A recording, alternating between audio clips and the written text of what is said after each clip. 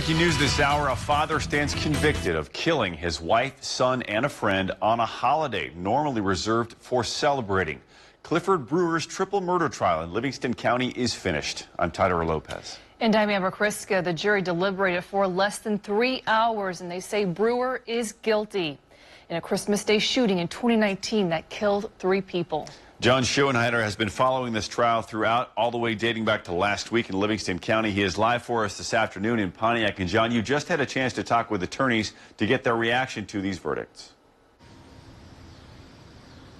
That's absolutely right, Tyler. Amber, the verdict is in, and the jurors did not take long to deliberate at all, coming out after less than 3 hours in the back room, and their verdict, guilty on all 6 counts of Clifford Brewer killing his wife, Shirley, his son, Christian, and their family friend and neighbor, Norman Walker, on Christmas Day in 2019. Now, this all followed a fiery closing argument session from both sides. Jurors returned afterwards, and the verdict came after prosecutors and defense attorneys say that these things on each end really happened. Prosecution went first, noting the number of times Brewer changed his story to control the narrative in his favor. They say it was his effort to hide important details, and the defense rebuked that, demonstrating how Shirley Brewer, Clifford's wife, committed the crime, saying it was a murder-suicide, and that includes a live bullet found at the scene, which they say was ejected by someone like Shirley who lacked experience with weapons and firearms. Now, ultimately,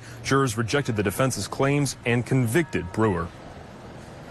You know, obviously not something that we're going to celebrate, but we are thankful that the jury saw through the defendant's lies. We're thankful that the jury got it right, that he's going to be held accountable for his actions. So, very thankful for that. Now, the jurors did find Brewer again guilty of all 6 counts of first-degree murder, and we also spoke to the defense attorneys involved in this case, who say while they are disappointed with the verdict, they say they do plan to appeal. One other mention from the prosecution side, we heard that while justice was served in this case, that still is 3 innocent lives lost here in Livingston County and countless other lives affected by those who were connected and loved them. But right now, what we do know is that October 5th is set to be Brewer's sentencing date, where he faces life in prison without parole. From Pontiac, I'm Jon Schoenheider. Tyler, Amber, back to you in the studio. All right, thank you, John.